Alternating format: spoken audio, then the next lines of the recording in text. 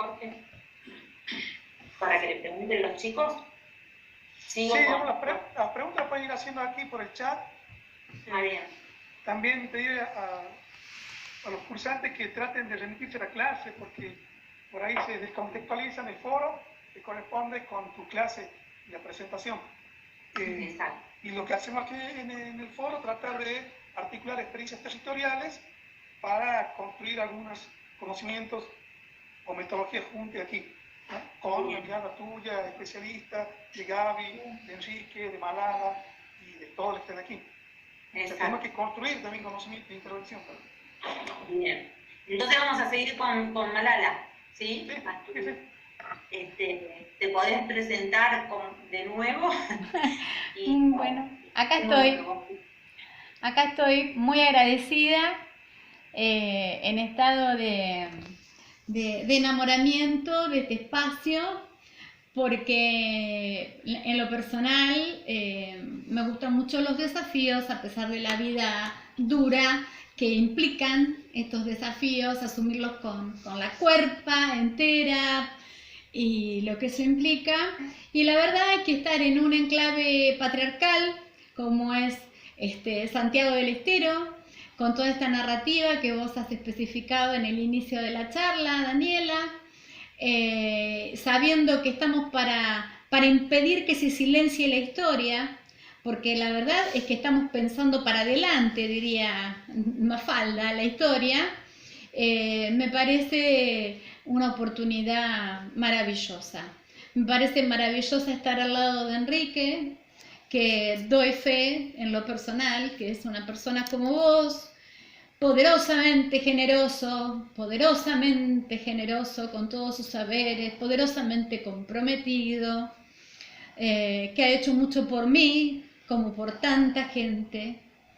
Y me gustaría decir, antes de comenzar, bueno, que soy María Laura Razari, que soy de Chivilcoy, que soy ex víctima de violencia de género, no sé si soy ex víctima de violencia de género, porque me están pasando cosas últimamente. Pero bueno, también conocí desgraciadamente en el conjunto de las violencias lo que es la violencia sexual, y conozco, bueno, y también ha transitado por dentro de mi familia.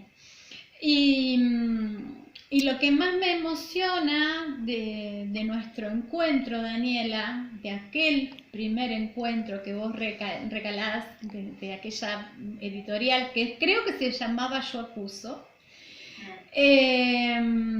yo lo que destaco de aquel momento fue que yo no pude no creerte, y yo no te conocía, y a mí me llegó la noticia de lo que a vos te estaba pasando y me atravesó en una forma como un rayo. Me constelé inmediatamente con lo que a vos te estaba pasando y me lancé a escribir, que es lo que hago normalmente. Ustedes verán que yo escribo como vómito. Y nunca reviso lo que escribo y hago clic publicar, y soy muy impulsiva en ese sentido, pero porque confío en lo que siento y confío ya en un entrenamiento que ha sido una decisión política, que es la de teorizar mi emocionalidad y lo que me produce el acontecer político de lo que me rodea. Y así arranqué y así te conocí. Y antes de continuar, porque estamos en un espacio muy rico, pero al mismo tiempo muy delicado, yo tengo mucha experiencia en estos 12 años de trabajo con personas en situación de violencia, de estar en talleres y de personas que descubren haber sido víctimas de abuso sexual en la infancia en el medio de un taller.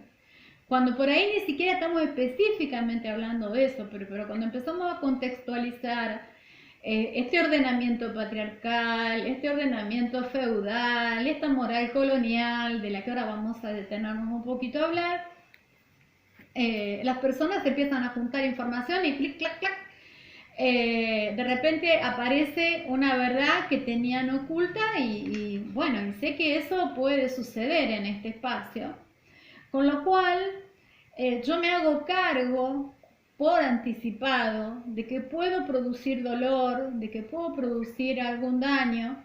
Y yo no creo en las disculpas, tampoco creo mucho en la justicia, lamentablemente, porque es muy larga mi ruta crítica.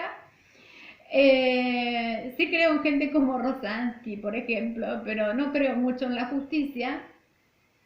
Entonces lo que sí creo que es importante decirle a todas, a todos y todes quienes están aquí en este momento, que a partir de mis decires, si les causo un dolor o si les causo un sufrimiento, cualquiera sea, están en la libertad de pedirme de qué modo reparar ese daño. Yo no creo en las disculpas, creo en la reparación de los daños. Y creo que esa es también una decisión política, así como la decisión política que pueden tener este conjunto maravilloso de profesionales que nos están convocando a este foro, que son profesionales que van más allá de su hacer científico y clínico, que son profesionales que entienden que la problemática que están abordando en la clínica es una problemática que está atravesada de historia, yo le pongo nombre, atravesada de feudalismo, atravesada de patriarcado, atravesada de perversidad, atravesada de dictadura, atravesada de violencia, ¿sí? Esta historia me parece que es importante decirle a la gente que y a decirle a los profesionales que a mí me parece superlativo, porque me hubiera gustado que me pasara a mí en el espacio de terapia, que me dijeran que mi problema personal no era mío, que no era yo la fallada, que además había por fallado criado hijos fallados, ¿sí? Y que por eso vivía en un sistema familiar atravesado por la violencia. Hubiera querido tener profesionales como ustedes que adoptan su profesionalismo con militancia por los derechos humanos y que se atreven a salir con nosotras y a amplificar las voces de las víctimas de violencia que llegan a sus consultorios. Y me siento profundamente orgullosa de poder decirlo acá, porque lo he dicho en un montón de lados y esto ha pasado como agua bajo el puente, nadie ha reparado en lo que estoy diciendo. Y creo que de esto se trata, poder empezar a pensar como ustedes quieren hacer, muy ambiciosa y generosamente, una nueva epistemología en el abordaje del abuso sexual en las infancias. Me da mucho pudor y también me da mucho temor estar entre dos madres que han vivido historias tan terribles. Yo he vivido las mías. Mis hijos están, alguna parte de ellos vivos. Hay hijos que ya no están entre nosotros y eso a mí me produce mucho dolor y mucho temor en el momento de expresar lo que voy a decir. En principio me parece que es fundamental detenernos en esto, que es que estamos siendo protagonistas de un hecho histórico. Estamos siendo protagonistas de una cátedra que dice vamos a crear una nueva epistemología, es decir, una nueva mirada de la ciencia sobre un problema puntual como es el abuso sexual en las infancias, para repensar las teorías desde donde interpretamos esta problemática, para contextualizar histórica y políticamente estas teorías y para que esa contextualización nos permita no aislar a las personas que sufren esta problemática, sino interpretarlas en un contexto más amplio, en un contexto histórico, en un contexto político, cultural y profundamente moral. Yo cuando hablo de la moral colonial que vos hacías mención, Daniela, sufro del vicio de la profesora de historia, porque en realidad cuando yo estaba en el peor de los momentos, en el fuego más incinerante de la violencia de género dentro de mi sistema familiar,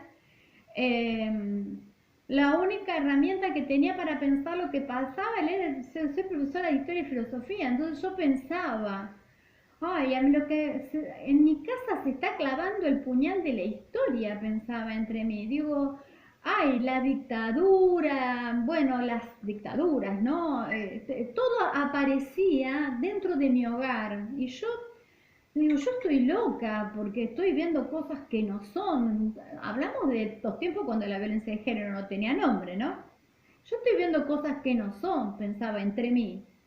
Y un día, por estas cosas de la vida, estoy navegando en internet y me encuentro con un documento en Word suelto a donde precisamente Rita Segato hablaba de la utilización de la violación de las mujeres en el ámbito de las guerras como un mecanismo obviamente, de superioridad de las facciones que se enfrentan en una guerra.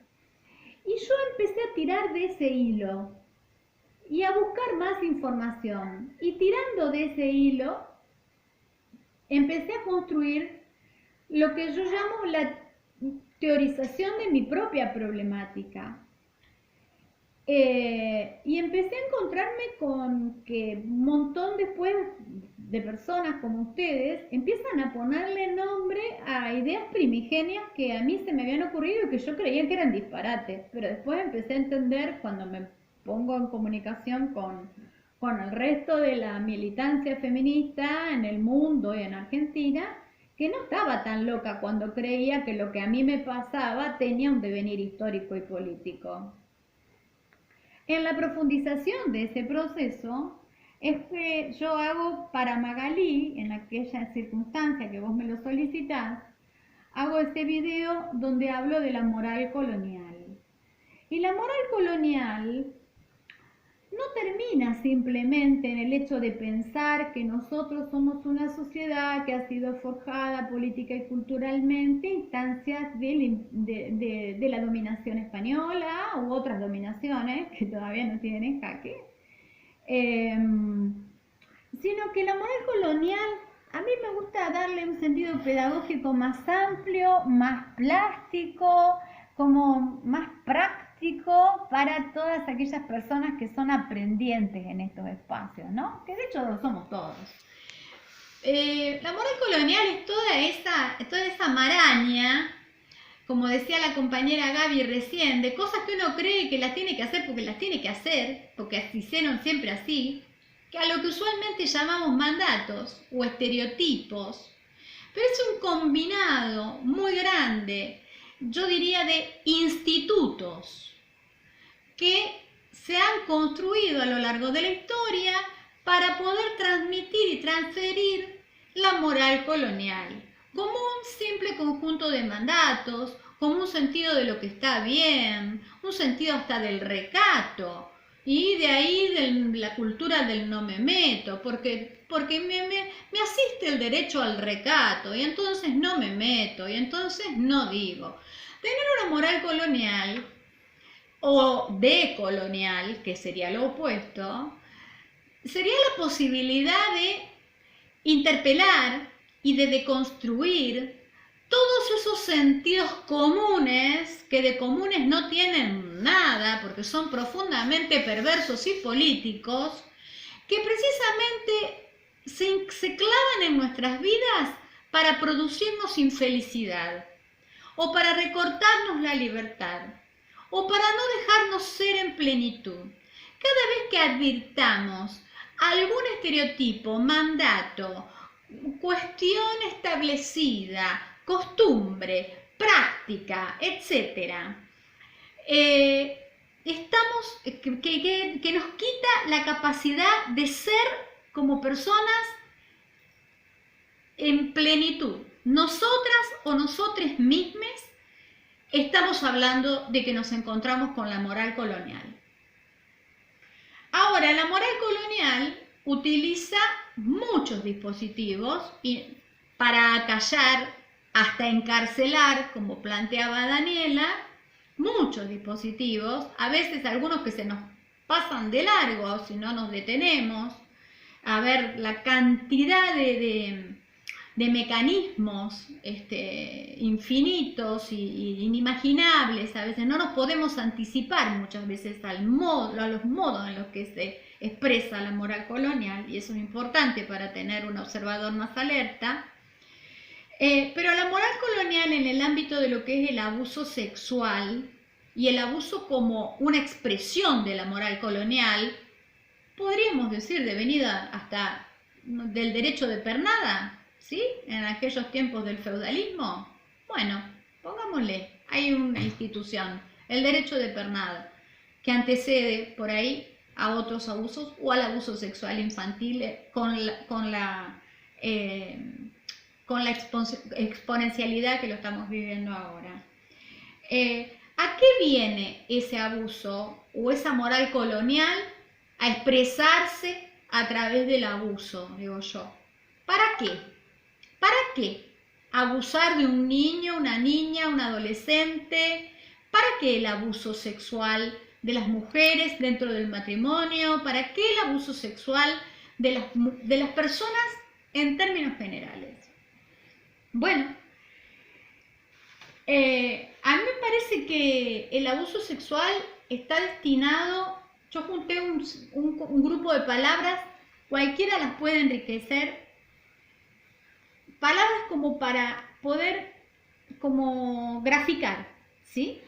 ¿Para qué el abuso sexual? ¿Cuál es el sentido del abuso sexual? El abuso sexual tiene la búsqueda de rasgar, romper, desintegrar, pudrir, descomponer, corroer, cancerizar, degradar, apolillar. Se me ocurrieron ese grupo de palabras. ¿Qué cosa viene a degradar el abuso sexual en las infancias? Los vínculos interpersonales. Y cuando las víctimas somos exclusivamente las mujeres, no viene a degradar cualquier tipo de vínculo. Viene a degradar específicamente ese conjunto humano que hace 12.000 años es el conjunto humano encargado del sostenimiento de los lazos de solidaridad social. Y los lazos de solidaridad social, por excelencia, son el nodo de construcción de las comunidades donde se puede defender a través del arraigo la soberanía política, la soberanía cultural, la soberanía económica y la protección de la integridad de cada una de las personas que integran esa comunidad. Así que el abuso sexual viene a romper ahí, a perforar ese entramado. ¿Y por qué ese entramado? Porque ese entramado ha tenido la capacidad de persistir durante 12.000 años. Y ese entramado antes se reproducía solamente en términos biológicos. Pero hace ya bastante tiempo que el Movimiento Internacional de Mujeres, que es la institución que representa a ese entramado, se reproduce en términos políticos. Por lo tanto, como conversábamos con algunas compañeras antes de arrancar propiamente a las 19 en una charla previa que tuvimos, ese entramado es necesario de ser roto porque la politicidad femenina, que es la encargada del ajuste y sostenimiento de esos lazos de solidaridad social donde corre el cuidado, donde corre el amor, donde corre la protección, donde corre inclusive algo tan sagrado como es el reconocimiento de la singularidad de los seres humanos que están al cuidado de esas tribus de crianza. Él viene a romper ahí el abuso sexual, viene a perforar un nodo político poderosísimo en la historia de la humanidad, que las mujeres hemos decidido que sea el nodo desde donde nos vamos a reproducir de ahora en más. De ahora en más las mujeres no nos reproducimos solamente pariendo, nos reproducimos reconociéndonos como movimiento internacional, nacido de la comunidad relacional, nacido de la defensa de los lazos de solidaridad social, nacido de la defensa de las políticas de cuidado, nacido del ámbito de crianza donde los seres humanos tienen una singularidad exponencial y nosotras somos las que venimos a defender esa singularidad exponencial y no queremos y no permitimos y nos cruzamos cuando el sistema patriarcal y su moral colonial nos quieren dominar, nos quieren domesticar, se quieren interponer en esta tutela política de derechos humanos que ejercemos las mujeres dentro de las puertas de nuestros hogares. Entonces, es muy fuerte lo que estamos haciendo las mujeres. No es casual que nos quieran mandar presas, no es casual que por cualquier cosa que digamos nos amenacen con una causa por injurias, no es casual que no podamos hacer ninguna denuncia dentro de ninguna institución, porque no solamente las áreas de legales de todas las instituciones tienen menos perspectiva de género que un búho, sino que tienen la perversidad lista para, si no te callás, te vamos a mandar en cana. Es clarito, como vos lo planteabas, Daniela, la experiencia que estamos viviendo las mujeres que nos venimos a plantar y decir, nosotras somos la comunidad relacional, nosotras somos la que hace 12.000 años mantenemos los vínculos humanos de este planeta que el patriarcado y el capitalismo y la moral colonial y el sustrato feudal y la religión católica y muchas más vienen a querer interferir. Entonces, claro que ponemos la cuerpa. Si la cuerpa está ahí, no tenemos ni que ponerla, porque ya está ahí.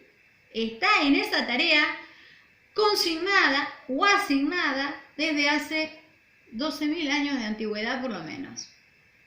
Y a mí me parece muy importante poder empezar a hablar de esto con las personas que están en formación, porque estamos creando en esta instancia una responsabilidad moral, ¿no? Yo abono a la ética kantiana. Bueno, si sabes, ahora te tenés que hacer cargo de lo que sabes. Así que no vas a poder ser una psicóloga distraída o un abogado distraído, ¿no? Perdón, María Laura. Sí.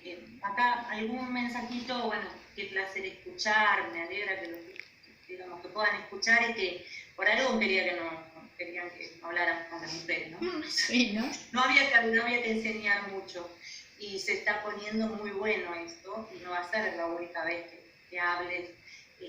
Bueno, de hecho yo dejé para que te lean en el módulo y ahora me gustaría por ahí escuchar a la mujer en carne viva, pero yo que es Marta, que es tan querible y yo no sé, siempre, no nos conocemos personalmente, yo siempre la abrazo por WhatsApp y le mando cosas y siempre está con un amor y una evolución y busca algo, no sé, bueno, es así, ella transformó el dolor en amor y por eso va a luchar y vamos a lograr que esos jueces que no quisieron castigar, que se comportaron de forma, o sea, que volvieron a mancillar y volvieron a hacer todo lo que sufrió Lucía, paguen por eso.